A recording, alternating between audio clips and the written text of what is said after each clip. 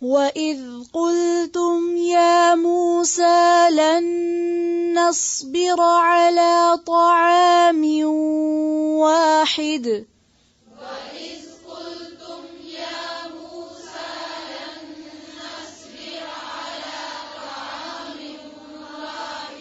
وَإِذْ قُلْتُمْ يَا مُوسَى لَن نَّصْبِرَ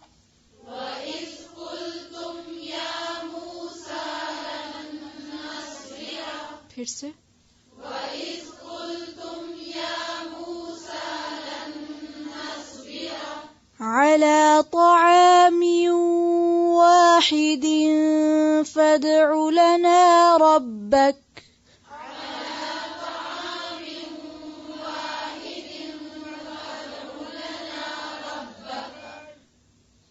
وَإِذْ قُلْتُمْ يَا مُوسَى لَن نَّصْبِرَ عَلَىٰ طَعَامٍ وَاحِدٍ فَادْعُ لَنَا رَبَّكَ وَإِذْ قُلْتُمْ يَا مُوسَى لَن نَّصْبِرَ عَلَىٰ طَعَامٍ وَاحِدٍ فَادْعُ لَنَا رَبَّكَ پھر سے وَإِذْ قُلْتُمْ يَا مُوسَى لَن نَّصْبِرَ عَلَىٰ طَعَامٍ وَاحِدٍ فَادْعُ لَنَا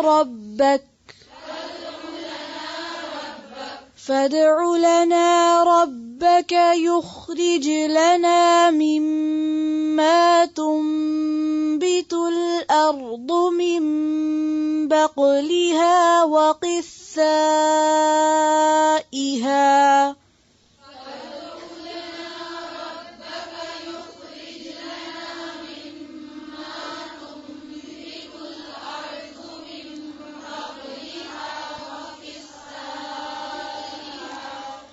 فَادْعُ لَنَا رَبَّكَ يُخْرِجْ لَنَا مِمَّا تُنبِتُ الْأَرْضُ مِن بَقْلِهَا وَقِثَّائِهَا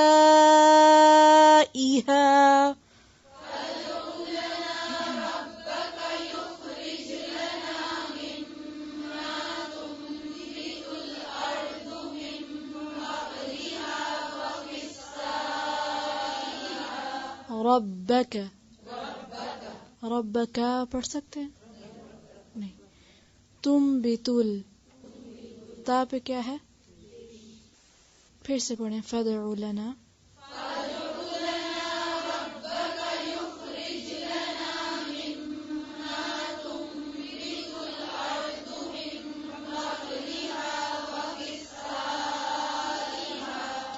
من بقلها وقثائها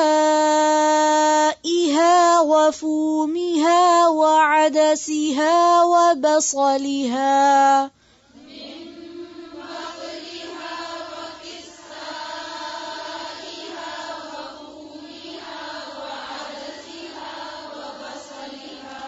من بقلها وقثائها وفومها وعدسها وبصلها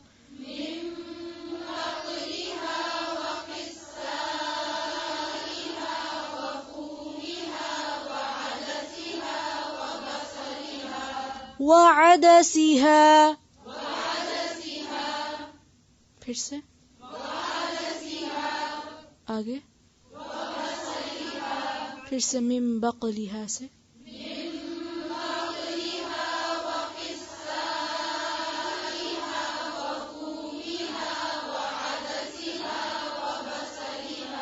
پھر سے پڑھیں گے اور زیر کو اور باریک کریں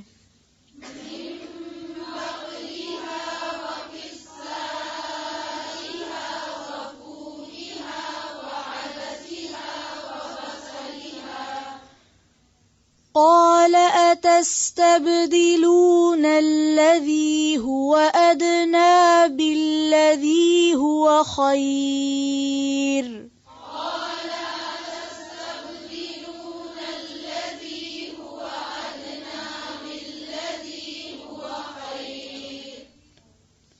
قال أتستبدلون الذي هو أدنى بالذي هو خير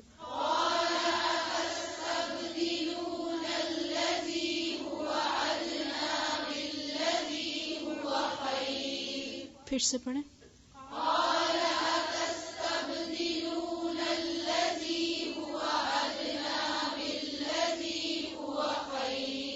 لیکن زبر کو لمبا نہیں کھینچے. قال پھر سے.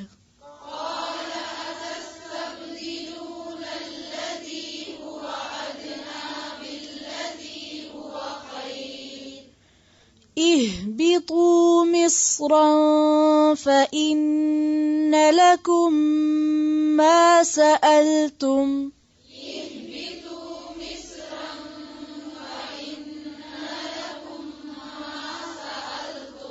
مصرن پڑھ سکتے ہیں. مصرن مصرن پڑھیں گے تو غلط ہو جائے گا. صاد کو ہلائیں نہیں. مصرن. اهبطوا مصرا فإن لكم ما سألتم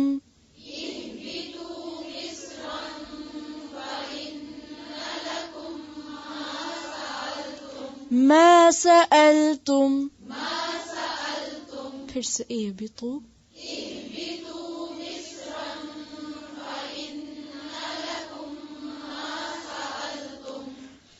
وضربت عليهم الذلة والمسكنة وباءوا بغضب من الله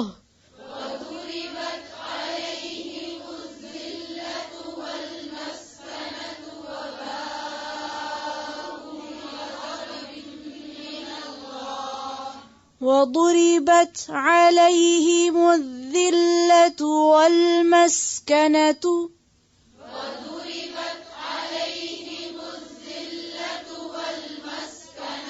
عليهم الذلة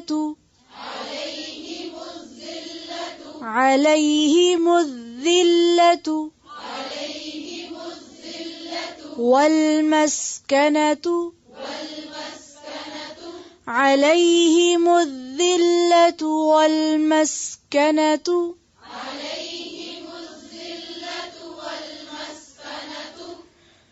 وضربت عليهم الذلة والمسكنة وباءوا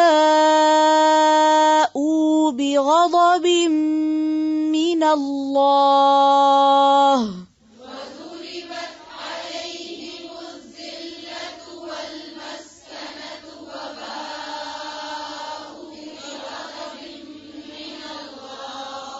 باءو. اس کو باءو نہیں پڑھیں گے. ٹھیک ہے. حمزہ کے آگے واو ہے. ٹھیک ہے. وباءوا بغضب من الله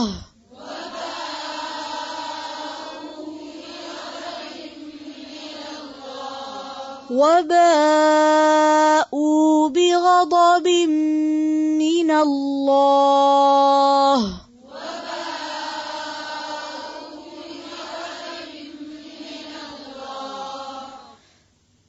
پھر سے پڑھیں. وضربت عليهم الذلة والمسكنة وباءوا بغضب من الله پھر سے پڑھیں ایک ایک حرف کو واضح کر کے.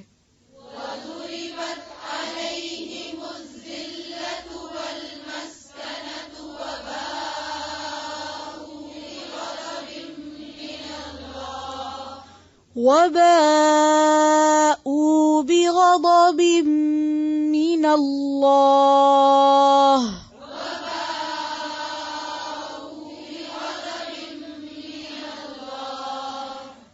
ذلك بأنهم كانوا يكفرون بآيات الله ويقتلون النبيين بغير الحق ذلك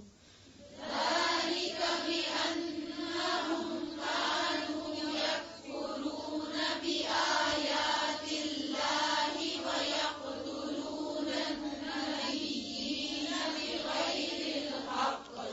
ذلك بأنهم ذالک نہیں پڑھیں گے، ذالک ذلك بأنهم كانوا يكفرون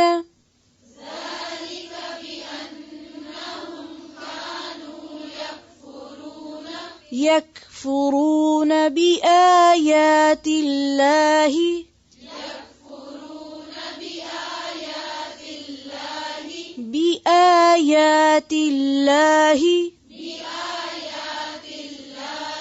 ويقتلون النبيين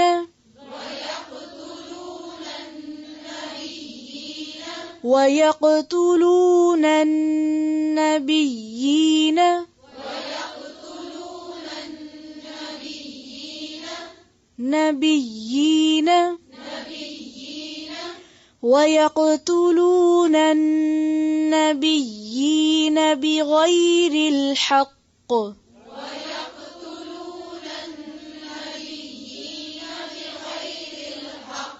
نبیین، پھر سے وَيَقْتُلُونَ،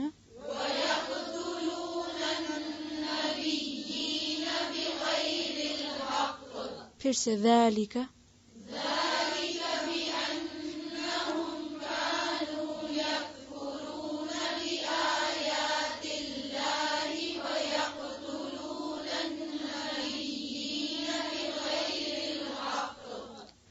ويقتلون النبيين بغير الحق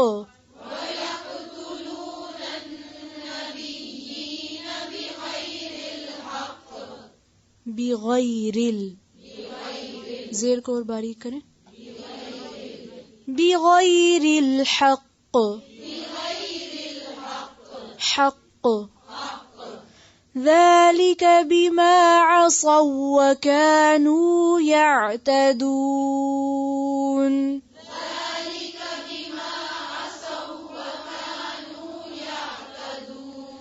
ذلك بما عصوا وكانوا يعتدون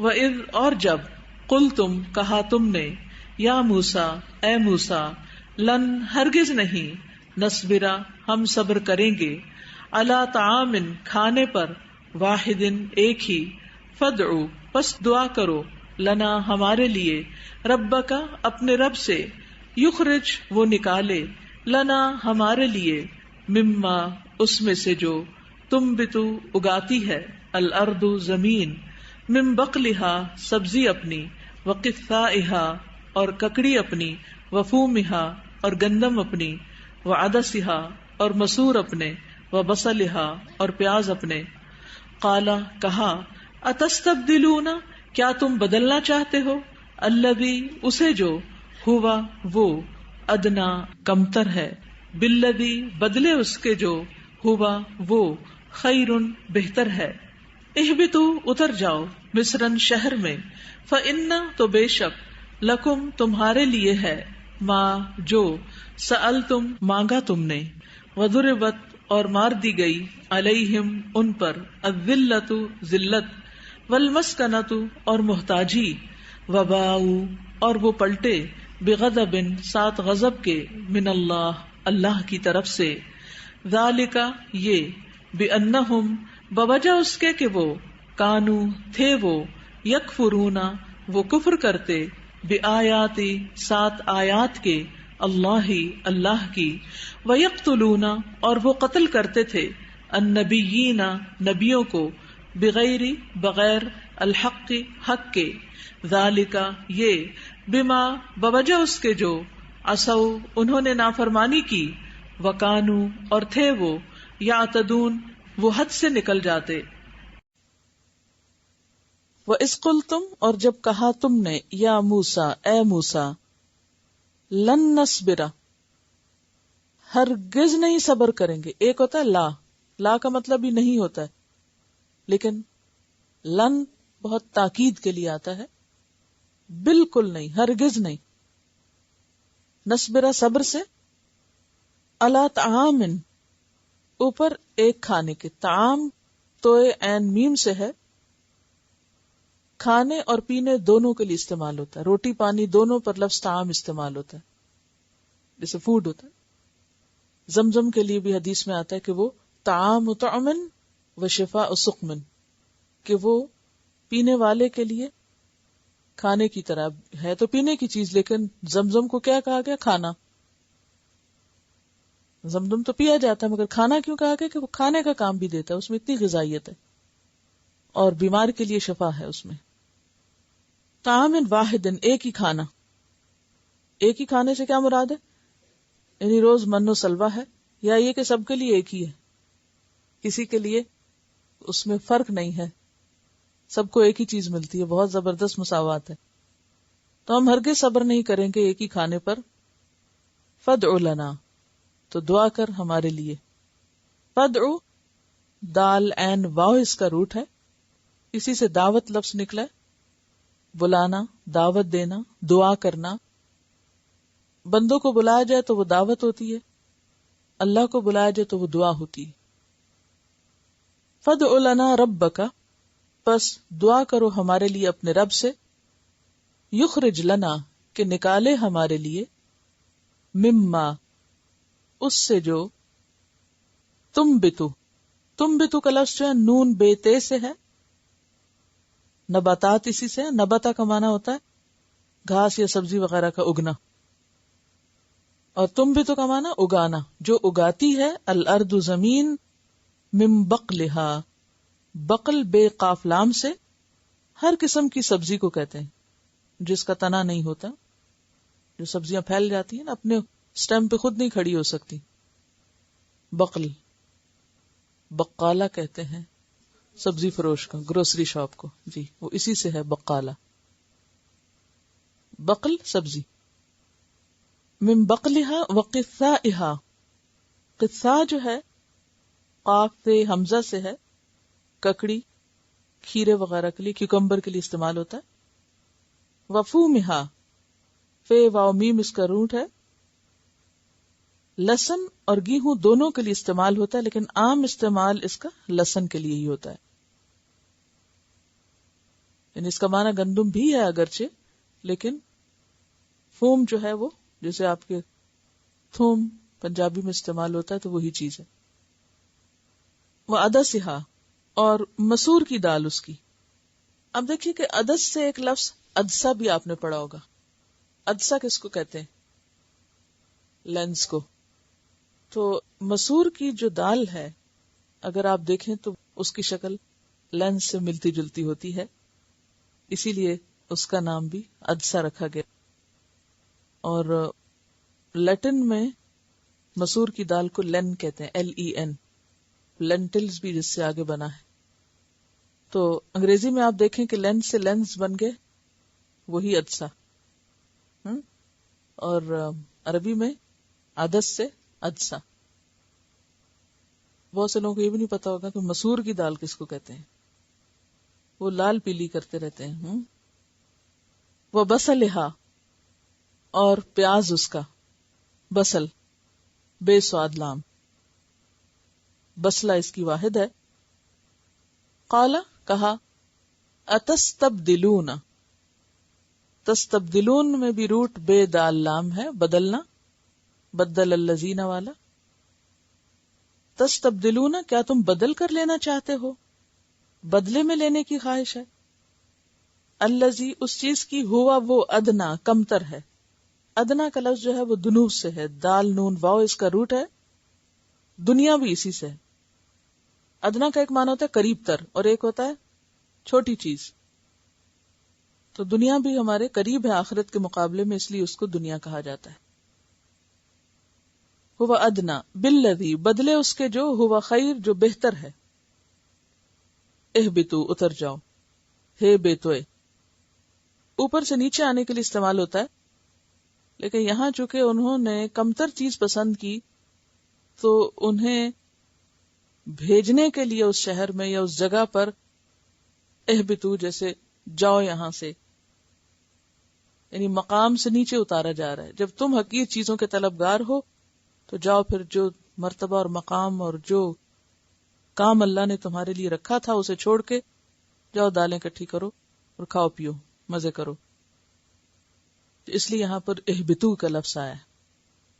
اہبتو مصرن، مصرن کا معنی مصر ایجپٹ مراد نہیں، اس سے مراد کوئی بھی شہر ہے، کسی بھی شہر میں. اور یہ بھی نکرہ استعمال ہوا یہاں پر، جاؤ کسی بھی شہر میں، جہاں جی چاہتا ہے جاؤ، کسی شہر چلے جاؤ، کہیں چلے جاؤ. فَإِنَّ لَكُمْ تو بے شک تمہارے لیے مَا سَأَلْتُمْ جو مانگا تم نے، سوال کیا تم نے. وَضُرِبَتْ اور ماری گئی، علیہم ان پر، الذلت ذلت، ذلت کا روٹ ہے دال لام لام، ذل. ذل کا معنی ہوتا ہے کسی کے آگے دب جانا، زیر دست ہونا، کمزور ہونا. ضربت علیہم الذلت والمسکنۃ، مسکنت کا لفظ جو سین کاف نون سے ہے، سکنہ کا مطلب ہوتا ہے ٹھہر جانا، یعنی اتنی حاجت مندی، اتنی فقیری، غربت کہ بندہ کچھ کرنے کے قابل نہ رہے، بس ایک ہی جگہ رک جائے. مسکنہ. وباؤ اور وہ لوٹے، باؤ کا روٹ ہے بے واو حمزہ، لوٹنا پلٹنا، اچھی حالت سے بری حالت کی طرف لوٹنا. بغضب ساتھ غضب کے، غصے کے. غضب کا کیا روٹ ہے؟ غین ضاد بے. عربی میں غیظ کا لفظ بھی غصے کے لیے استعمال ہوتا ہے اور غضب کا انشاءاللہ کہیں ان دونوں کا کمپیریزن بھی آپ کو بتائیں گے. بغضب من اللہ، اللہ کے غضب کے ساتھ، یعنی اللہ کی طرف سے. من اللہ کا مطلب اللہ کی طرف سے آئے ہوئے غصے کے ساتھ. ذالک یہ بانہم بوجہ اس کے کہ بے شک وہ کانو تھے، یکفرون کفر کرتے، انکار کرتے، بآیات اللہ اللہ کی آیات کا، ویقتلون النبیین اور وہ قتل کرتے تھے نبیوں کو، بغیر الحق بغیر حق کے، نا حق. ذالک یہ بما بوجہ اس کے جو عصوا انہوں نے نافرمانی کی. عصوا کا روٹ کیا ہے؟ عین صاد یا ہے، یہ حروف علت میں سے نا تو وہ پتہ نہیں چلتا. عصوا اسی سے عصیان ہے، حکم نہ ماننا، نافرمانی کرنا، جان بوجھ کے چاہے انجانے میں. ذالک بما عصوا وکانو اور تھے وہ یعتدون وہ حد سے بڑھ جاتے. یعتدون کا روٹ ہے عین دال واو. یہ ایک اور لفظ کا روٹ بھی تھا، عین دال واو. عدو دشمن، تو دشمن بھی کیا کرتا ہے؟ حد پہ تھوڑی رہتا ہے، عدل سے تھوڑی کام لیتا ہے، حد سے بڑھ جاتے تھے. مراد یہ کہ اللہ کے احکام کی پیروی نہیں کرتے تھے، اس سے آگے نکل جاتے. وَإِذْ قُلْتُمْ يَا مُوسَىٰ اور جب تم نے کہا اے موسیٰ. تم سے مراد یہاں کون ہے؟ بنی اسرائیل. لن نصبر ہم ہرگز نہیں صبر کر سکتے، ہم صبر نہیں کریں گے. اب آپ انداز دیکھیے، علی طعام واحد، ایک کھانے پر. یہ روز روز کا من و سلوہ ہم سے نہیں کھایا جاتا. اور من و سلوہ کیا تھا؟ گوشت حلوہ، کیونکہ من سویٹ چیز تھی اور سلوہ جو تھے بٹیر تھے، پرندے تھے، پرندوں کا گوشت تھا. تو عام زبان میں کہیں گوشت حلوہ تھا. یہ گوشت حلوہ نہیں ہم کھا سکتے روز. لن نصبر علی طعام واحد فادع لنا ربک، جاؤ اپنے رب سے دعا کرو. جیسے پیچھے اذ استسقا انہوں نے پانی مانگا نا، اب یہ ہے کہ ہمیں کچھ اور کھانا لا کے دو. فادع لنا ربک یخرج لنا مما تنبت الارض، ہمیں آسمانی غذائیں نہیں زمینی غذائیں چاہیے. زمین سے اگی ہوئی چیزیں چاہیے، آسمان سے اتری ہوئی نہیں. ہمیں اس میں سے لا کے دو جو زمین اگاتی ہے. اور پھر کیا کیا نام بتائے، پوری لسٹ دی. من بقلها وقثائها وفومها وعدسها وبصلها، سب چٹپٹے کھانوں کی ریسیپی، کہ یہ سب کچھ چاہیے. قال اتستبدلون الذی هو ادنی بالذی هو خیر، کہا کہ کیا تم بدل کر لینا چاہتے ہو اس چیز کو جو کمتر ہے اس کے بدلے جو بہتر ہے.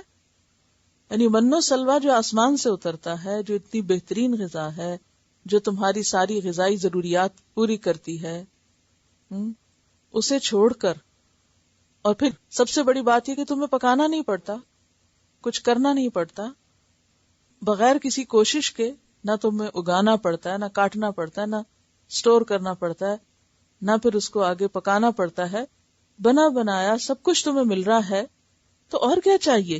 آخر تم اس کے بدلنے پہ کیوں تلے ہوئے ہو؟ آپ دیکھیں کہ یہ جو بدلنے کا مزاج ہے نا، یہ ان کی گھٹی میں پڑا ہوا تھا. اللہ کے کلام کو بدلنا، کتاب کو بدلنا، اس میں تحریف اور تغییر اور تبدیلی، یہ سب چیزیں کرتے تھے. پھر اسی طرح موسیٰ علیہ السلام تورات لینے گئے، پیچھے سے کیا کر دیا؟ دین بدل لیا. پھر اسی طرح اللہ کے کلام کو بدل دیا، استغفار کو بدل دیا، حتتن کو حنتتن کر دیا. اب کھانے میں تبدیلی چاہتے ہیں. اطاعت کو چھوڑ کے نافرمانی تو کرتے ہی تھے، اب کھانے میں بھی تبدیلی. یہ مزاج کیسا مزاج ہوتا ہے؟ یعنی ہر چیز میں تبدیلی، چینج چینج چینج. یہ یعنی کون سا مزاج سامنے آ رہا ہے؟ متلون مزاج ہونا. جیسے گرگٹ ہوتا ہے نا، گرگٹ کیا کرتا ہے؟ رنگ بدل دیتا ہے، چینج. یعنی جس ماحول میں ہوتا ہے، جس جگہ پر ہوتا ہے، وہ ویسا ہی نظر آنے لگتا ہے. آپ ان کی نفسیات کا اندازہ لگا سکتے ہیں؟ یعنی کوئی شخص جو ایسا کرتا ہو، اس کے اندر کیا نفسیات ہے؟ یعنی اس سے اس قوم کی نفسیات پتہ چل رہی ہے نا.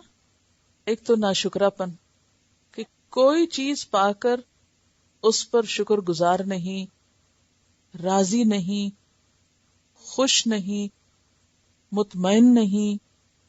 اور کیا پتہ چلتا؟ انپریڈکٹیبل. انپریڈکٹیبل کیا ہوتے ہیں؟ پل میں تولا، پل میں ماشا. بچے کیا کرتے ہیں؟ ایک چیز کو لینے کے لیے روتے ہیں، جب آپ ان کو لے دیتے ہیں، پھر اس کے بعد اب یہ نہیں، وہ اب فلاں لے دو. یعنی کسی چیز پر مطمئن نہیں. یہ مزاج کس کا ہوتا ہے؟ جس کی زندگی میں کوئی مقصد نہیں ہوتا، نہ سمجھ انسان، جس کو نعمتوں کی کوئی قدر نہیں. اور کیا پتہ چلتا ہے؟ یعنی یہ مزاج کیا ہوتا ہے جس میں ہر وقت تبدیلی، جس کے اندر استقامت نہیں. استقامت کیا ہوتا ہے؟ قل آمنت باللہ ثم استقم، کہو میں اللہ پہ ایمان لایا اور پھر اس پہ جم گئے. جو لائن اختیار کی اس پر جم گئے. یہ نہیں آج یہ سبجیکٹ تبدیل کر لیا. بعض لوگ ہوتے ہیں نا، ایک چیز پڑھتے پڑھتے اب اس سے دل اکتا کے چلو اب یہ پڑھنے لگ جاتے ہیں، تھوڑے دن وہ پڑھا، پھر کہا نہیں اب یہ سبجیکٹ چینج کر لیتے، اس کا سکوپ بہت ہے، نہ یہاں کرے نہ وہاں کرے. تو جس انسان کے اندر مستقل مزاجی نہیں ہوتی، وہ زندگی میں کوئی بڑی کامیابی حاصل نہیں کر سکتا. یہ زوال یافتہ قوموں کی علامت ہوتی ہے، اور ناکام انسانوں کی، کہ ان کے اندر کوئی استقامت نہیں. نبی صلی اللہ علیہ وسلم نے جو بنیادی بات صحابہ کرام کے اندر ڈالی تھی، وہ استقامت، کہ پہاڑ بھی سر سے گزر جائے، اپنے مقصد سے نہیں ہٹنا، مین آف پرنسپل ہونا، اصول کا ہونا. اور یہاں کوئی اصول ہی نہیں، بے اصولے لوگ. تو با اصول ہونے اور بے اصول ہونے میں بڑا فرق ہوتا ہے. کچھ لوگوں کا یہ حال ہوتا ہے نا کہ جیسے بیٹھے ہیں کھڑکی سے دیکھ رہے ہیں، کوئی جا رہا ہے اس کے پیچھے پیچھے پھر سارے، کون کدھر جا رہا ہے، کون کیا کر رہا ہے، وہ کہاں سے آیا ہے. جب تک زندگی میں کوئی مقصد نہیں ہوتا نا، تو انسان کے اندر یکسوئی نہیں آ سکتی. ابراہیم علیہ السلام کی سب سے بڑی خوبی کیا بتائی گئی قرآن پاک میں، جو بار بار آتی؟ یکسو مسلمان تھے، یکسو، حنیف مسلمہ، فوکسڈ، کام سے کام، کوئی ادھر ادھر کی فالتو بیکار چیزیں نہیں. کچھ لوگوں کو اپنا کام تو آتا نہیں، نہ وہ اپنا کام کرتے، ہر دوسرے کے کام میں دخل اندازی ان کا شغل ہوتا ہے، اپنی ذمہ داری پوری نہیں. اگر پوچھو یہ کام کیوں نہیں کیا تو کئی بہانے، لیکن دوسروں کے متعلق خوب معلومات ہوں گی ان کے پاس. تو یہ طریقہ کار بھی زندگی میں نقصان دہ ہوتا ہے. اب دیکھیں کہ کبھی بھی گہرائی میں آپ نہیں جا سکتے. یہ جو میں کہتی ہوں نا آپ کو ایک ٹیکسٹ استعمال کریں, روز نہیں بدلیں ٹیکسٹ. کیوں؟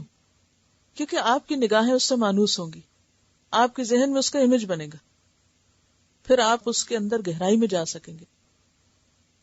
اور اگر آپ ابھی یہ لے لیں پھر وہ لے لیں گے پھر وہ لے لیں گے, نہ ادھر کے نہ ادھر کے, یکسوئی نہیں آئے گی. تو غور و فکر کے لیے, یکسوئی کے لیے ڈسٹریکشنز کا ہونا نقصان دہ ہوتا ہے. اور آپ کیا کہیں گے کہ یہ جو بنی اسرائیل ادھر سے ادھر ہوتے تھے, یعنی ہر چیز میں تبدیلی کر دیتے تھے, بنیادی وجہ یہی تھی کہ چونکہ غلام قوم تھے, کوئی اپنی مرضی تو تھی نہیں. غلام کا کیا حال ہوتا ہے؟ غلام ذہن یہی تو ہوتا ہے کہ وہ اپنی مرضی سے کچھ نہیں کر سکتا, اس کی اپنی ذاتی کوئی سوچ نہیں ہوتی. وہ جدھر کوئی لگایا ادھر ہی لگ جاتا ہے, کیونکہ اسے لگنا پڑتا ہے. جدھر کوئی بلایا ادھر چل پڑے, جدھر کوئی لگایا ادھر لگ پڑے. نہ اپنی کوئی سوچ, نہ اپنا کوئی اصول, نہ اپنا کوئی طریقہ, نہ اپنی کوئی روٹین, کچھ بھی نہیں. تو جب تک زندگی میں مستقل مزاجی نہ آئے اور جب تک انسان ایک چیز پر جم نہ جائے تو کام ہو نہیں سکتا. صحابہ کرام کی اصل خوبی یہی تھی کہ جب انہوں نے ایک دفعہ لا الہ الا اللہ کہہ دیا تو پھر ادھر ادھر نہیں, بس یہی دین ہے, یہی کام. اور آج بھی آپ دیکھیں کہ بعض لوگوں کے اندر اسی طرح کی متلوث مزاجی ہے. اگر آپ ایک سال میں دیکھیں وہ ایک کام کرتے ہوئے دکھائی دیں گے, دوسرے سال میں کوئی اور کچھ کرتے دکھائی دیں گے, پھر کچھ اور کرتے دکھائی دیں گے. ایسے لوگ تو کہیں نہیں پہنچتے. تو ہم سب کے لیے بے حد ضروری کہ اپنی آئندہ زندگی جتنی بھی ہے اس کے لیے اپنی صلاحیت کو پہچان کر کوئی مقصد سامنے رکھیں. مجھے یہ پڑھنا ہے, مجھے یہ کرنا ہے, مجھے یہ بننا ہے, اور پھر اس کے لیے سفر شروع کریں اور محنت کریں اور اس پر جمے رہیں. پھر یہ نہیں اچھا وہ تو میرے سے آگے نکل گیا, وہ اس پٹڑی پہ جا رہا ہے, اپنی چھوڑی اس پہ چل پڑے, اور اس پہ چلنا نہ آیا تو نہ ادھر کے رہے نہ ادھر کے رہے. اللہ نے ہر ایک کو مختلف صلاحیت دی ہے, اپنی صلاحیت پہچانے اور اس میں ایکسیلنس کے لیول پر جائیں. ایکسیلنس کا لیول کیا ہوتا ہے؟ احسان کا درجہ. احسان کیا ہوتا ہے؟ کسی کام کو بہت اچھے طریقے سے کرنا, یہ احسان ہوتا ہے. احسان کا مطلب ہے حسن کے درجے پر کام کرنا, خوبصورتی کے ساتھ کوئی کام کرنا, بہترین طریقے سے کام کرنا. تو اللہ کا کیا وعدہ ہے؟ وَسَنَزِيدُ الْمُحْسِنِينَ, کہ محسنین کو ہم ضرور زیادہ دیں گے, ہم ان کو مزید دیں گے. تو یہاں پر بنی اسرائیل کی جو تصویر ہمیں دکھائی گئی وہ اس لیے دکھائی گئی کہ دیکھو تم ایسا نہیں کرنا. ان کے سامنے تو چونکہ کوئی مقصد نہیں, اس لیے اب ان کا اور کچھ نہیں تو کھانے پر ہی اعتراض شروع ہو گیا. کھانا ہی زندگی کا اہم ترین مسئلہ بن گیا. آپ کو معلوم ہے کہ جب انہیں ہجرت کروائی گئی, مصر سے سینا میں لائے گئے, تو انیشلی ان کو 40 دن کے لیے یہاں رکھا جانا تھا, پھر انہیں اصل میں آگے اپنے اصل وطن جانا تھا, یعنی فلسطین کی طرف جانا تھا. لیکن چونکہ انہوں نے موسیٰ علیہ السلام کی غیر موجودگی میں, کیونکہ انہیں وہاں طور پر تورات دی جانی تھی, ان کے پیچھے انہوں نے بچڑے کو معبود بنا لیا, تو اس کی سزا کے طور پر ان پر 40 سال کی صحرا نوردی لکھ دی گئی. 40 سال تک پھر یہ سینا میں یا وادی تی, جو تی کا میدان تھا, اس میں گھومتے رہے. کہا یہ جاتا ہے کہ صبح سویرے اپنا سفر شروع کرتے اور شام تک وہیں پہنچ جاتے جہاں سے یہ شروع ہوتے تھے, کیونکہ کوئی لینڈ مارک نہیں تھے, کوئی نشانی, کو پتہ ہی نہیں چلتا تھا انہوں نے جانا کدھر ہے. اور پھر مقصود کیا تھا کہ ان کی ایک پوری جنریشن ختم ہو جائے, اور یہ جو نئے بچے پیدا ہو رہے ہیں یہ پل بڑھ کے جوان ہوئے صحرا کے اندر, ان کے اندر کوئی اصول آئے, ان کے اندر کوئی جمع مردی آئے, پھر ان کو ان کے ملک میں بھیجا جائے. کیونکہ اس سے پہلے جب ان سے کہا گیا نا جاؤ اپنا ملک لے لو, تو کہنے لگے کہ نہیں, وہاں تو بڑے زبردست لوگ رہتے ہیں, فَاذْهَبْ أَنْتَ وَرَبُّكَ فَقَاتِلَا إِنَّا هَاهُنَا قَاعِدُونَ. جاؤ تم اور تمہارا رب اے موسیٰ، جا کے دونوں لڑو، جب ملک فتح ہو جائے تو ہم کو بھی بلا لینا، ہم تو یہاں بیٹھے ہیں، ہمارے میں کوئی ہمت نہیں، ذرا غلام لوگ ہیں، کوئی سوچ نہیں، کوئی طاقت نہیں، کوئی اصول تو ہے نہیں زندگی میں، لہٰذا کیا کام کریں گے؟ تو جن کی زندگی میں کوئی اصول نہیں ہوتا کوئی بڑا کام نہیں کر سکتا وہ، اس لیے انہوں نے کہا جاؤ آپ خود ہی کرو. تو اس پر ان کو یہاں چھوڑ دیا گیا کہ ٹھیک ہے، پھر تم اس قابل ہوگے جب کہ تم نعمت پا سکو، ایک ملک حاصل کر سکو، تو پھر تمہیں لے جایا جائے گا.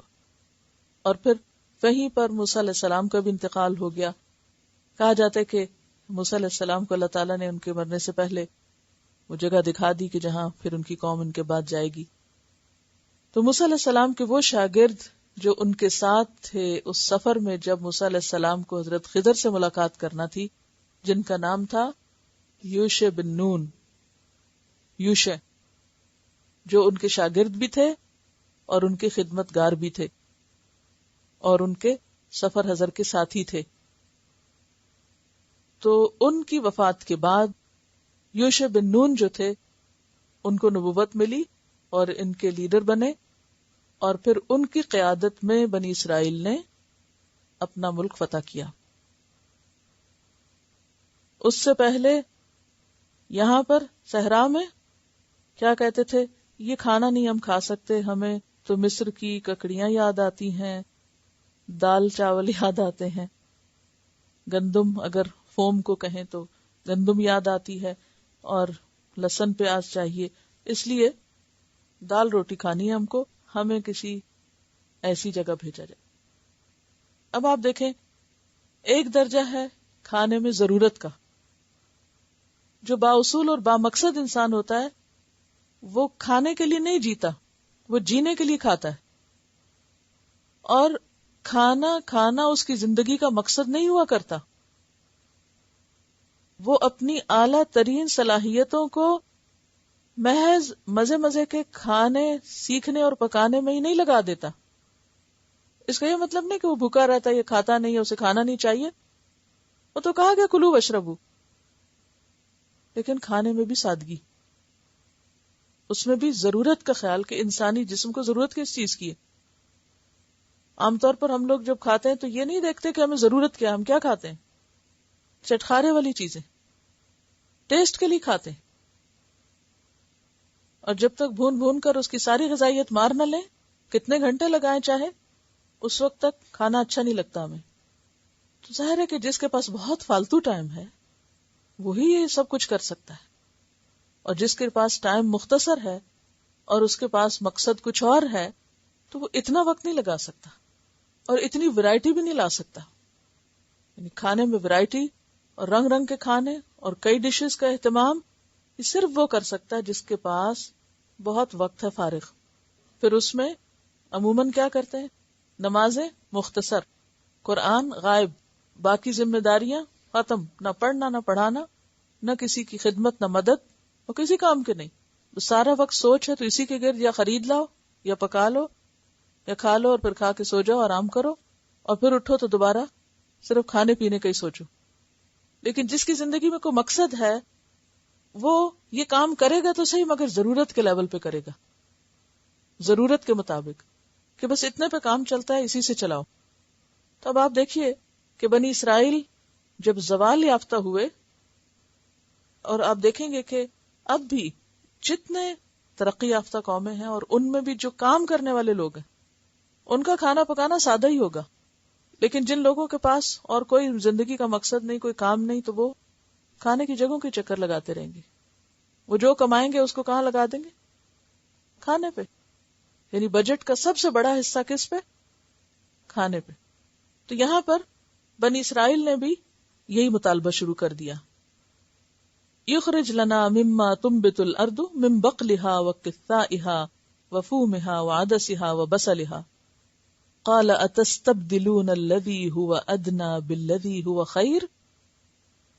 فرمایا کیا تم بدلنا چاہتے ہو اسے جو ادنا ہے اس کے بدلے جو بہتر ہے. یعنی بہتر چھوڑ کر، آسمانی غذا چھوڑ کر تم یہ چیزیں مانگتے ہو. اہبطوا مصر، جاؤ پھر کسی بھی شہر میں چلے جاؤ، وہاں سبزیوں کی دکانیں ہوں گی، بہت کچھ مل جائے گا. صحرا چھوڑ کے کسی بستی میں جاؤ، شہر میں جاؤ. فَإِنَّ لَكُمْ مَا سَأَلْتُمْ، مل جائے گا جو تم مانگ رہے ہو، تمہارے مطالبات پورے ہو جائیں گے وہاں. وَضُرِبَتْ عَلَيْهِمُ الذِّلَّةُ وَالْمَسْكَنَةُ وَبَاءُوا بِغَضَبٍ مِّنَ اللَّهِ، مقصد چھوڑ کے کھانوں کے پیچھے دوڑنے والوں کے لیے کیا فیصلہ ہوا؟ مار دی گئی، مسلط کر دی گئی، طاری کر دی گئی ان پر ذلت اور محتاجی، اور اللہ کا غضب ان پر پڑا.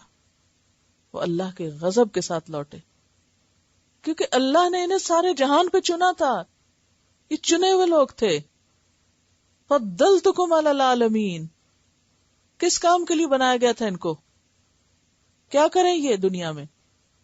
دیکھیں نا، دنیا میں مختلف قوموں کے مختلف لوگوں کے کام ہوتے ہیں نا، مختلف انڈیویجولز مختلف صلاحیتیں لے کے پیدا ہوتے ہیں، لیکن کچھ لوگوں کو اللہ اپنے دین کے لیے پیدا کرتا ہے، گاڈ گفٹڈ ہوتے ہیں. اسی لیے میں کہہ رہی ہوں ہر ایک اپنی اپنی صلاحیت پہچانے کہ وہ کیا کام زیادہ اچھا کر سکتا ہے اور اس کام میں ایکسل کرے، ورنہ کیا ہوگا؟ کوا چلا ہنس کی چال، اپنی بھی بھول گیا. جب آپ فطرت کے خلاف جاتے ہیں تو یہ نتیجہ نکلتا ہے. بہرحال اب آپ دیکھیں کہ اللہ نے بنی اسرائیل کو بہترین امت کے طور پہ پیدا کیا تھا، جیسے امت مسلمہ کو کس لیے پیدا کیا؟ کنتم خیر امت اخرجت للناس، تمہیں سارے انسانوں کی بھلائی کے لیے پیدا کیا گیا. لیکن امت مسلمہ نے کیا کرنا شروع کر دیا؟ وہ کام چھوڑ کے اور کاموں کے پیچھے لگ گئے، دنیا کے پیچھے دوڑنے لگے. تب یہاں بھی کیا ہوتا ہے کہ بنی اسرائیل جس کی ٹریننگ ہو رہی تھی صحرا میں آسمانی غذا اتار کر، تاکہ وہ جا کر اپنے مرکز میں لوگوں کے لیے ہدایت کا سامان کریں، فلسطین پہنچ کر پھر ان کے پاس کتاب ہو. اللہ نے ان کو نبی کے ذریعے کتاب دی تھی کہ کتاب ہو، ان کا مرکز ہو، پھر یہ دنیا کے لیے روشنی عام کریں. انہوں نے وہ کام چھوڑا اور دال ساگ کے پیچھے پڑ گئے، کھانے پینے کے مزوں کے پیچھے پڑ گئے. تو اللہ کی ناراضگی نہ ہوتی تو کیا ہوتا؟ فباؤوا بغضب من اللہ. اب آپ خود سوچیں نا، اللہ نے ان کو نور ہدایت دیا، تورات دی، پیغمبر بھیجا ان کے اندر، انہیں ان کے دشمن سے نجات دی، انہوں نے جو مانگا وہ انہیں دیا کہ اٹھو میرے دین کا کام کرو. انہوں نے کہا یہ نہیں ہم سے ہوتا، ہمیں تو مزے مزے کے کھانے چاہیے. پھر ایسا شخص کیا اللہ کی نعمتوں اور احسان کا مستحق ہے؟ اللہ اسے کسی ایک کام کے لیے اٹھا رہا ہے اور وہ کسی اور چیز کے لیے بھاگ رہے. نتیجہ کیا ہو سکتا ہے؟ ذلت اور رسوائی وہی ان کے اوپر مسلط کر دی گئی. بات تو بنی اسرائیل کی ہو رہی ہے، لیکن آئینہ کس کو دکھایا جا رہا ہے؟ مسلمانوں کو، ہمیں، کہ تمہیں میں نے کیا صلاحیتیں دی تھی، تمہیں میں نے کتاب دی، تمہیں امت محمد بنا کے پیدا کیا، اور تم بھاگ رہے ہو دنیا کے پیچھے. ذالک بانہم کانوا یکفرون بآیات اللہ، یہ اس وجہ سے ہوا کہ وہ اللہ کی آیات کا انکار کرتے تھے، کوئی حکم ماننے کو تیار نہیں تھے، کوئی ان کے اندر اطاعت کا جذبہ نہیں تھا. وَيَقْتُلُونَ النَّبِيِّينَ بِغَيْرِ الْحَقِّ، اور وہ نبیوں کو ناحق قتل کرتے تھے، یعنی جو انہیں ہدایت کی بات بتاتا اس کو بھی ٹھکانے لگا دیتے، جو انہیں سمجھانے کی کوشش کرتا اس کا بھی گلا دبا دیتے کہ خبردار ہمیں کچھ کہا، ہم کچھ نہیں سننا چاہتے. آج آپ دیکھیں کہ عمومی طور پر مسلمان ملکوں میں کیا ہو رہا ہے، یہی کچھ ہو رہا ہے. تو یہی حال بنی اسرائیل کا تھا، خود بھی نہیں ماننا، اور اگر کوئی بات بتانے کے لیے آئے تو اس کو بھی ناحق قتل کرنا. اور یہ کیوں کرتے تھے؟ کیوں قتل کرتے تھے نبیوں کو ناحق؟ ذالک بما عصوا، کیونکہ وہ نافرمانی کرنا چاہتے تھے کہ ہمیں خوب ڈھیل ملے، کھلی چھٹی ملے، کوئی کہنے والا، روکنے والا، منع کرنے والا نہ ہو کہ جو ہمیں اس چیز سے روکے، یعنی کوئی ہمیں نہی عن المنکر نہ کرے، کوئی ہمیں ہمارے اس کام سے نہ روکے. نبی صلی اللہ علیہ وسلم نے فرمایا، جب تم بیانے پہ سودا خریدنے لگو گے، کھیتی میں تمہارا جی لگ جائے گا، جہاد چھوڑ بیٹھو گے، تو اللہ تم پر ہمیشہ کے لیے ایسی ذلت غالب کرے گا جو تم سے کبھی دور نہ ہوگی، جب تک تم اپنے اصلی دین پر قائم نہ ہو جاؤ. یہ حضرت ابن عمر کی روایت، عبداللہ بن عمر کی. رسول اللہ صلی اللہ علیہ وسلم نے امت مسلمہ کے لیے یہ فرمایا تھا کہ جب تم بیانے پہ سودا خریدنے لگو، یعنی ہے کچھ نہیں پاس، یعنی کیش پر نہیں بلکہ بیانے پہ، لیز پر یا پہلے ایڈوانس دے کے ٹوکن منی اور پھر اس کے بعد قسطوں پر، اور پھر کھیتی میں تمہارا جی لگ جائے اور جہاد چھوڑ بیٹھ، یعنی صرف خرید و فروخت دنیا کمانا تمہاری زندگی کا مقصد ہو جائے اور جہاد چھوڑ بیٹھو، یعنی اللہ کے دین کو آگے. جہاد کا مطلب صرف قتال نہیں ہے، جہاد اٹ موسٹ اسٹرگل کو کہتے ہیں، یعنی تم جس کام کے لیے بھیجے گئے وہ چھوڑ بیٹھو تو پھر اللہ تم پر ہمیشہ کے لیے ایسی ذلت مسلط کرے گا جو تم سے کبھی دور نہ ہوگی جب تک کہ تم اپنے اصل دین پہ نہ لوٹاؤ. یہی کام نہ کرو جس کے کرنے کے لیے کہا گیا ہے. تو جیسے بنی اسرائیل باؤ بغضب من اللہ ہوئے، نبی صلی اللہ علیہ وسلم نے امت مسلمہ کو بھی اس سے خبردار کیا تھا. تو انہوں نے بہت سے انبیاء کو، اللہ کے دین کی بات کرنے والوں کو ختم کیا، کیونکہ ان کے اندر پھر سنگ دلی اور بے حسی بڑھ گئی. یعنی بے حس انسان ہی کسی نیک انسان کو قتل کر سکتا ہے نا، جس کے اندر کوئی احساس نہ ہو، کوئی رحم کا جذبہ نہ ہو، بالکل خیر سے خالی. اور بے حسی کب ہوتی ہے انسان پر؟ غفلت کب طاری ہوتی ہے؟ جب انسان صرف کھانے پینے والا، عیش و عشرت کرنے والا ہو تو دل غافل ہوتا جاتا ہے نا، نہ کبھی قرآن پڑھے، نہ کبھی نماز میں دل لگائے، نہ کچھ. اب یقین کرے صرف چند دن آپ قرآن پڑھائے نہیں، پھر اپنے دل کا حال دیکھیں کیا ہوتا ہے. پھر آپ کو دوبارہ پڑھنے کو بھی دل نہیں چاہے گا. اسی طرح جیسے اب آپ قرآن پڑھ رہے ہیں تو ابھی آپ کو ذرا مشکل لگ رہا ہے، لیکن آپ دیکھیں گے کہ آہستہ آہستہ آپ کا ٹیسٹ ایسا ڈیولپ ہوگا کہ اس کے بغیر چین نہیں آئے گا. تو یہ انشاءاللہ تعالی یہ قدرتی سی بات ہے یہ. اور صرف یہ دین کے ساتھ ہی نہیں، کوئی بھی کام آپ دیکھیں، مثلا اگر آپ سینا چھوڑ دیں، چاہے آپ کتنا ہی اچھا سیتے ہو تو کیا ہو جاتا ہے؟ ہناڑی. پکانا چھوڑ دیں، کتنے اچھے کوک ہو، سمجھ ہی نہیں آتی کیا کر رہا ہے. کوئی کام جو آپ چھوڑ دیں تو دوبارہ کرنا مشکل لگتا ہے. اسی طرح دین کا کام چھوڑ دیں، پڑھنا لکھنا چھوڑ دیں. آپ میں سے کئی ایسے بھی ہوں گے جو بہت ایوارڈ ہولڈر ہوں گے، بہت اعلیٰ ڈگریاں رکھتے ہوں گے، لیکن کئی سال سے پڑھنا لکھنا چھوڑا ہوا ہے. تو اب کیا لگتا ہے؟ اب مشکل لگتا ہے نا، حالانکہ آپ نے اتنی مشکل پڑھائیاں کی اور اب آپ کو پڑھنا مشکل لگ رہا ہے، جبکہ قرآن تو اللہ نے ویسے ہی بہت آسان کیا ہے. وَلَقَدْ يَسَّرْنَا الْقُرْآنَ لِلذِّكْرِ فَهَلْ مِن مُدَّكِرٍ. کیونکہ عادی نہیں رہتے نا ہم، وہ ایک غفلت، ایک بے حسی، ایک بس ایسی کیفیت طاری ہو جاتی ہے کہ انسان کچھ کرنے کے قابل نہیں ہوتا. تو ان لوگوں کے اوپر بھی ایسی بے حسی، ایسی غفلت، دین سے دوری، کیونکہ دنیا میں پوری طرح منہمک ہو گئے تھے، اپنے مقصد کو بھلا بیٹھے. اور پھر کوئی اگر کہتا ہے ان کو کہ یہ غلط کر رہے ہو تو اسی کے پیچھے پڑ جاتے، اسی سے لڑنے لگتے، حتیٰ کہ قتل کرنے سے بھی گریز نہ کرتے. اور اس میں ہم دیکھتے ہیں کہ حضرت زکریا علیہ السلام ان کے ہاتھوں قتل ہوئے، حضرت یحییٰ علیہ السلام ان کے ہاتھوں قتل ہوئے، جو بڑے بڑے انبیاء ہیں. پھر اسی طرح حضرت عیسیٰ علیہ السلام کو انہوں نے ٹھکانے لگانا چاہا، وہ تو اللہ نے اپنی رحمت سے اور اپنے خاص تدبیر کے ذریعے ان کو اوپر اٹھا لیا. تو یہ وہ وجوہات تھیں کہ جن کی بنا پر اللہ تعالیٰ ان سے ناراض ہوا. ذالک بما عصوا، یہ اس وجہ سے تھی، یعنی ذلت و مسکنت کی وجہ، کہ جن کاموں سے ان کو روکا گیا تھا یہ انہی کاموں کو کرنا چاہتے تھے.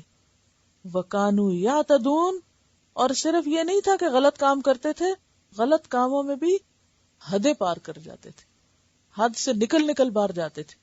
اور جہاں تک انبیاء کو قتل کرنے کا تعلق ہے تو حدیث میں آتا ہے کہ قیامت کے دن سب سے زیادہ سخت عذاب میں وہ ہوگا جس کو کسی نبی نے قتل کیا، یعنی وہ نبی کے ہاتھوں مارا گیا، کیونکہ نبی کا مقابلہ کر رہا تھا نا، اور جس نے کسی نبی کو قتل کیا.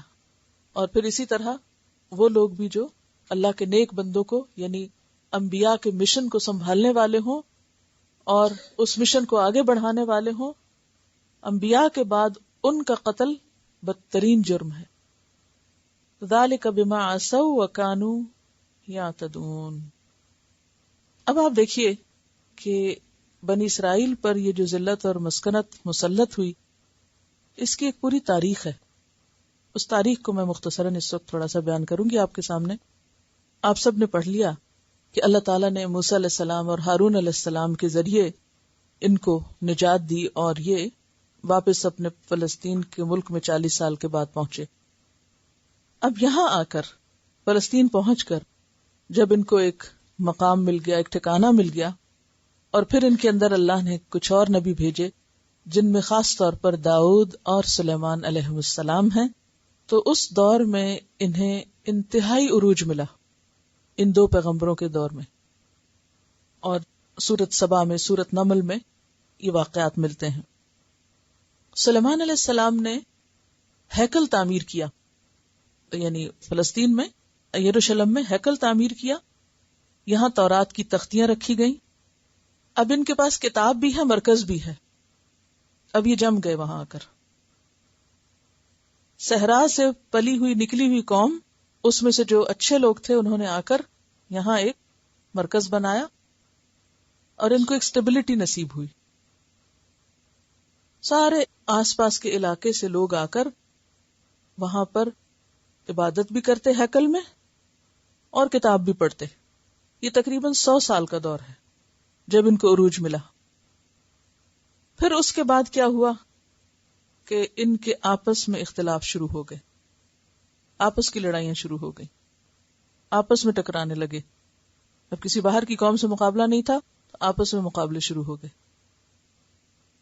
لہذا ان کی جو ریاست تھی وہ 2 حصوں میں بٹ گئی، شمالی اور جنوبی، نارتھ ساؤتھ. شمالی ریاست کا نام اسرائیل تھا اور جنوبی کا نام جوڈا تھا. ٹھیک ہے.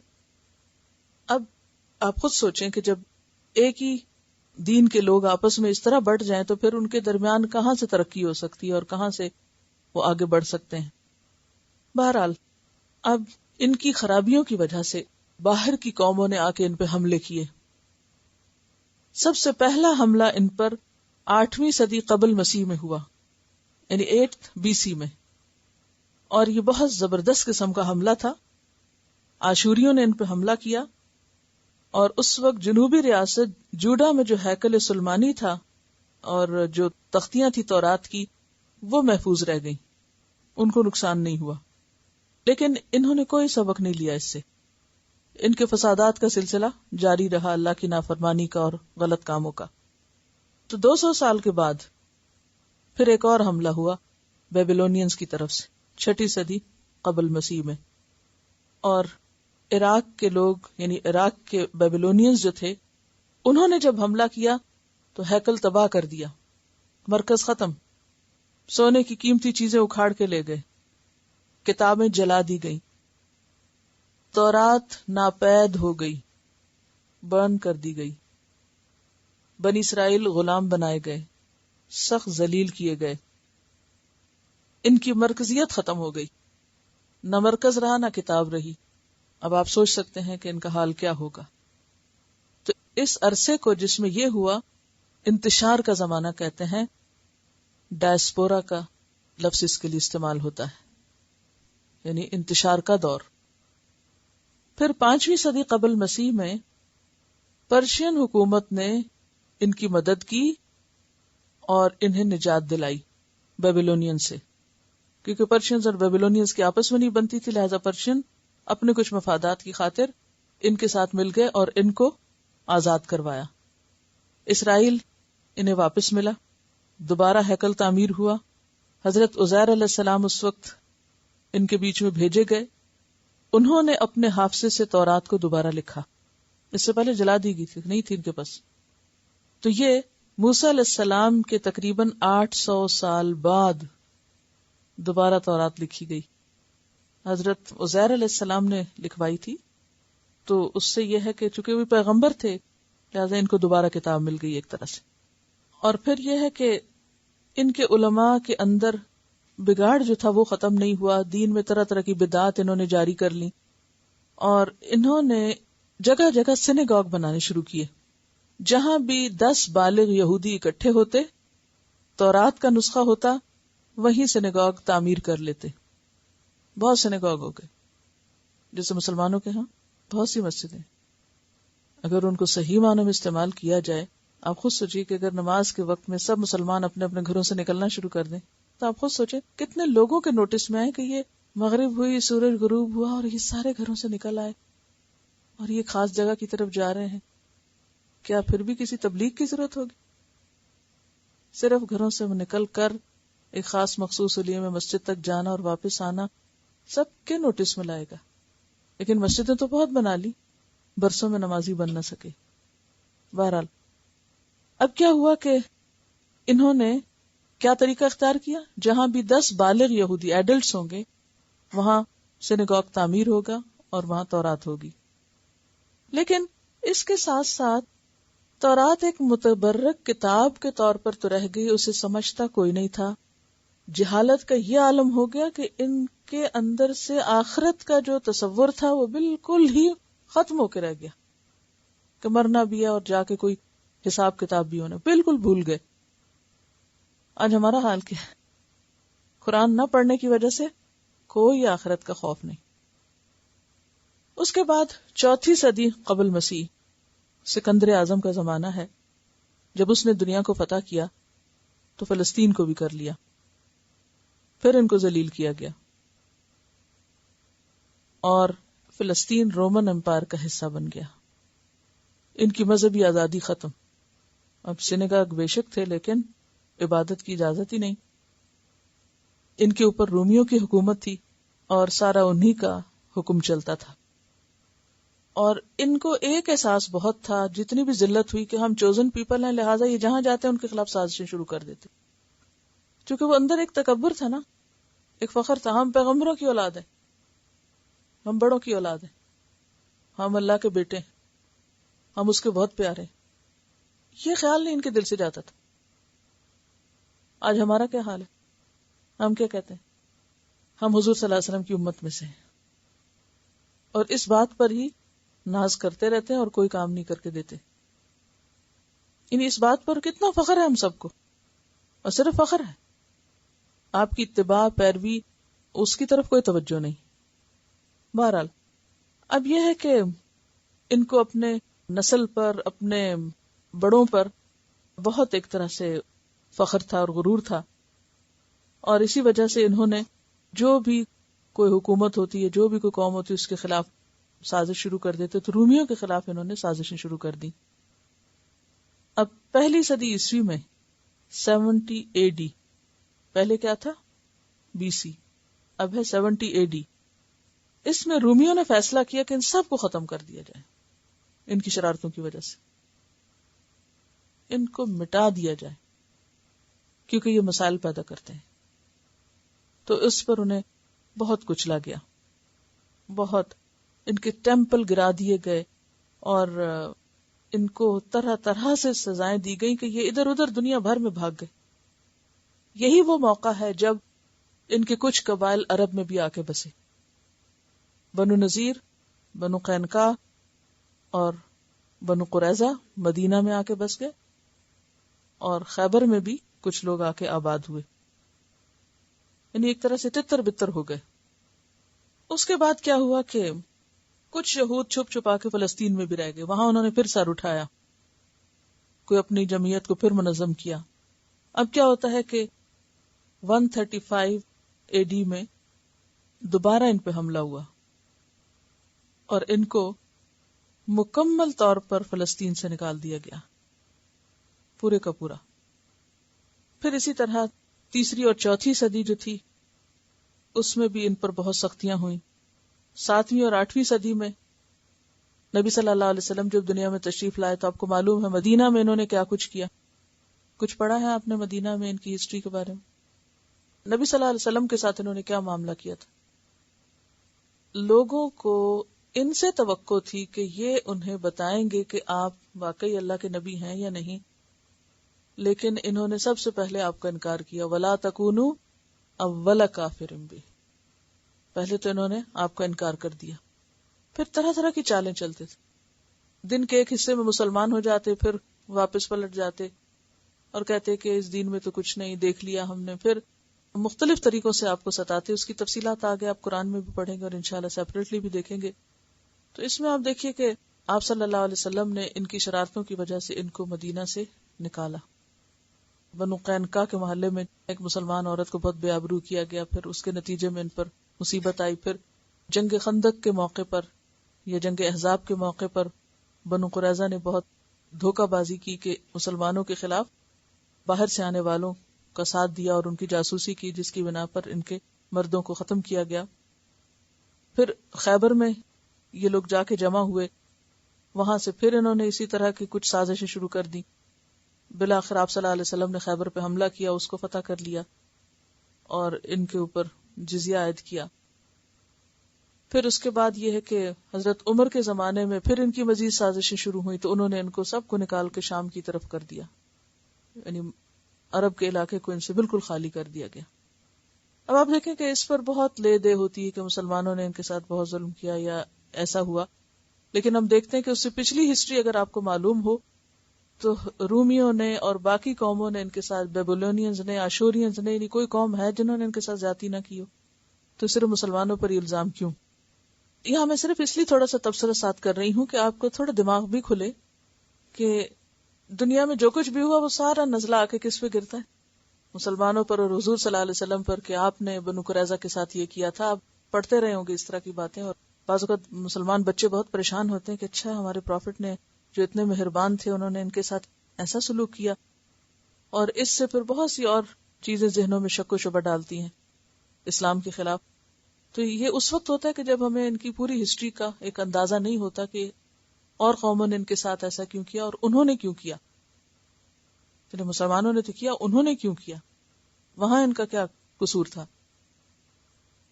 بہرحال اس کے بعد ہم دیکھتے ہیں کہ 11ویں صدی عیسوی یہود و نصارہ کے درمیان آپس میں بہت ٹھن گئی، اور یہود کا دعویٰ تھا کہ انہوں نے عیسیٰ علیہ السلام کو پھانسی دی ہے، اور نصارہ اس بات کو نہیں مانتے تھے، اور آپس میں ان کی ٹھن گئی. یعنی یہود کہتے تھے کہ ہم نے پھانسی دی ہے، اور اس بات پر جو نصارہ کا غصہ ہے وہ بہت بھڑک اٹھا، اور آپس میں ایک طرح سے جنگیں شروع ہو گئی. یہ جو صلیبی جنگیں بیسیکلی یہ ان دونوں کے بیچ میں شروع ہوئی تھی ابتدا میں، اور ان جنگوں میں یعنی 1096 میں جرمنی اور فرانس میں یہود کا قتل عام ہوا، یعنی 11ویں صدی میں. پھر 1290 میں یعنی 1290 میں انگلینڈ سے نکالے گئے. کئی مرتبہ فرانس میں ان کے داخلے پہ پابندی لگائی گئی. پھر اسی طرح 1394 میں مکمل طور پر فرانس کو یہود سے خالی کیا گیا. 1394 یعنی 14ویں صدی میں. پھر 14ویں صدی آتی ہے اور اسپین میں ان کے خلاف بہت سے مقدمات ہوئے. اس پیریڈ کو انکوزیشن کا دور کہا جاتا ہے. پہلا ڈائسپورا تھا یعنی انتشار کا دور، اور یہاں اب آ کر انکوزیشن کا دور شروع ہوا، اور اسپین میں ایسی عدالتیں قائم ہوئی جن میں ان کے خلاف فیصلے کیے گئے ان عدالتوں میں، اور اسپین کو بھی ان سے ایک طرح سے خالی کیا گیا. 15ویں صدی میں جب مسلمان اسپین میں بہت مغلوب ہو گئے، آپ کو معلوم ہے جب تک مسلمان اسپین میں تھے انہوں نے ان کو وہاں پر تحفظ دیا ہوا تھا، اور ان کے زیر کارکردگی یہ بہت عہدوں پر بھی تھے اور بہت پن پہ بھی. لیکن 15ویں صدی میں آپ کو معلوم ہے کہ خود اسپین میں مسلمانوں کا ڈاؤن فال ہوا، اور مکمل طور پر اسپین جو تھا وہ عیسائیوں کے تحت آ گیا. اور ان کا حکم کیا تھا کہ اسپین میں صرف وہ رہ سکتا ہے جو عیسائی ہے، اور اسی وجہ سے مسلمانوں کو بھی وہاں سے مار نکالا گیا. یا تو لوگ عیسائی ہو گئے یا پھر یہ کہ وہاں سے نکال دیے گئے. اسی طرح یہود میں سے بھی کچھ لوگ بظاہر عیسائی بن گئے، اور جو نہیں بنے ان سب کو وہاں سے نکال دیا گیا. اس کے بعد یہ ہے کہ اسپین کے قریب ایک اور ملک ہے پرتگال یعنی پورچوگیز. وہاں بھی اسپین کی حکومت نے ان پر بھی دباؤ ڈالا، اور 1498 میں پرتگال سے بھی نکال دیے گئے. 1492 میں اسپین سے نکلے اور 1498 میں پرتگال سے نکالے گئے. اب مدینہ سے نکالنا تو سب کو پتا ہے، لیکن انگلینڈ سے نکالنا، فرانس سے نکالنا، اسپین سے نکالنا، پرتگال سے نکالا جانا، یہ لوگوں کو نہیں پتا. بہرحال اس کے بعد یہ ہوا کہ بہت سے لوگ تو وہاں سے نکل گئے. اس کے بعد 1917 میں جو رشین کمیونسٹ انقلاب آیا، ریولوشن آیا، اس میں ہزاروں کی تعداد میں یہود کو قتل کیا گیا، یعنی رشیا کا جو انقلاب تھا اس میں بھی. اس کے بعد تیسرا دور آتا ہے جس کو ہولوکاسٹ کا دور کہا جاتا ہے، اور یہ 20ویں صدی کے شروع میں 1933 میں جرمن میں ہٹلر نے ان کو نوکریوں سے نکال دیا. تعلیمی اداروں میں داخلے پہ پابندی، یعنی اسکولوں میں داخلہ نہیں دیا جاتا تھا ان کو. ان کی جاگیریں اور ان کی پراپرٹی لینڈ اس کو ضبط کیا گیا، اور بالآخر 6 ملین جیوز کو گیس چیمبرز میں جمع کر کر کے گیس کے ذریعے مارا گیا اور پھر فرنسز میں جلایا گیا. اور پھر اس ہولوکاسٹ نے مشرقی اور وسطی یورپ یعنی ایسٹرن اور سینٹرل یورپ میں ان کی ساری کمیونٹیز کو مکمل طور پہ تباہ کیا. ان کے وہ تعلیمی اور مذہبی ادارے جو 1000 سال سے ان علاقوں میں قائم تھے ان کو بند کر دیا گیا. اور پھر ان کے جو مہاجرین تھے ان کو جو قریب کے یورپین کنٹریز تھے وہ بھی قبول نہیں کر رہے تھے. تو نازی ہولوکاسٹ جو تھا اس کا بنیادی مقصد کیا تھا کہ یورپ کو مکمل طور پر جیوز سے پاک کر دیا جائے، کوئی بھی وہاں نہ رہے. اور پھر دیگر جو اٹلی، ہنگری، رومانیہ، ان علاقوں کے لوگوں نے بھی اس پر اتفاق کیا اور ہٹلر کے کام کی کوئی بھی تردید نہیں کی، جس کا مطلب یہ تھا کہ ہم بھی اس پہ راضی ہیں جو تم ان کے ساتھ کرو. اب چونکہ اتنی زیادہ ذلت اور خواری اور پستی مسلسل ہو رہی تھی تو اسی دوران ان کے کچھ لوگوں کے دل میں یہ خیال پیدا ہوا کہ آخر ہمارے اوپر یہ مصیبتیں کیوں آ رہی ہیں اور ہمیں سنبھلنا چاہیے، جس کے نتیجے میں ان کے اندر پھر کچھ تحریکیں اٹھنے لگیں، جس میں ان کی جو خاص طور پر صہیونیت یا زیونزم ہے اس تحریک نے جنم لیا. 20 جون یعنی 20 جون 1942 میں 15 نازیوں نے طے کیا کہ تمام یہودیوں کو مشرقی یورپ کے کیمپوں سے نکالا جائے اور ان سے سخت مشقت کرائی جائے، انہیں اتنی کم خوراک دی جائے کہ یہ خود ہی مر جائیں، اور جب یہ مر جاتے تھے تو ان کے لباس، زیورات اور اینکیں تک بھی ان سے چھین لی جاتی تھی، یعنی وہ سب لے جاتے تھے نازی. تو اس طرح جب ان کے اوپر اتنا زیادہ تشدد ہوا کہ ایک طرح سے ان کی جینوسائیڈ ہوئی، اور اس وقت ان کے اندر یہ خیال پیدا ہوا کہ آخر اس کی وجہ کیا ہے، اور انہوں نے سنبھلنا شروع کیا اور اپنے اندر اصلاحی تحریکیں شروع کی، اور نتیجتاً یہ منظم ہوئے، اکٹھے ہوئے، اور پھر 1897 میں یہ صہیونیت کی تحریک جو ہے وہ شروع ہوئی ہے. اور اس تحریک کا مقصد کیا تھا کہ دنیا میں یہود کا کہیں کوئی گھر ہونا چاہیے، کوئی جگہ، کوئی علاقہ، کوئی انڈیپینڈنٹ اسٹیٹ ہونی چاہیے، اور اگر یہ نہیں ہوئی تو بالکل دنیا سے مٹ جائیں گے، ختم ہو جائیں گے، کیونکہ جہاں جاتے تھے نکالے جاتے تھے، جہاں جاتے تھے مارے جاتے تھے. اب انہوں نے انڈیپینڈنٹ اسٹیٹ کے لیے کوشش کی. اس کے لیے انہوں نے یروشلم کے علاقے میں زمینیں خریدنا شروع کی اور یونیورسٹی اور ہاسپٹل بنایا. اس کی تفصیل پھر کسی وقت آپ کے سامنے رکھوں گی کہ اس میں انہوں نے کتنی محنت کی کہ اس یونیورسٹی میں سال کے 12 مہینے میں ایک بھی چھٹی نہیں کرتے تھے. اتنا زیادہ انہوں نے پڑھنا اور کام کرنا شروع کیا، اور اسرائیل کی ریاست سے پہلے انہوں نے پوری تیاری کی علمی اعتبار سے. اور پھر 1901 میں سلطنت عثمانیہ کے جو بادشاہ تھے عبد الحمید، ان سے یہ ریکویسٹ کی گئی کہ ان کو فلسطین میں جگہ دی جائے، لیکن انہوں نے انکار کر دیا. 1941 میں جو فرسٹ ورلڈ وار ہوئی ہے اس میں یہود نے انگلینڈ اور فرانس کا ساتھ دیا. اس کے بدلے انہوں نے پھر ان سے یہ ریکویسٹ کی کہ ہمیں کوئی جگہ دی جائے. اب ویسے تو ممکن نہیں تھا، بہرحال ترکوں اور عربوں کو لڑایا گیا، سلطنت عثمانیہ کا خاتمہ ہوا، اور پھر بالفور معاہدے کے ذریعے فلسطین میں ان کو انڈیپینڈنٹ اسٹیٹ دی گئی 1948 میں.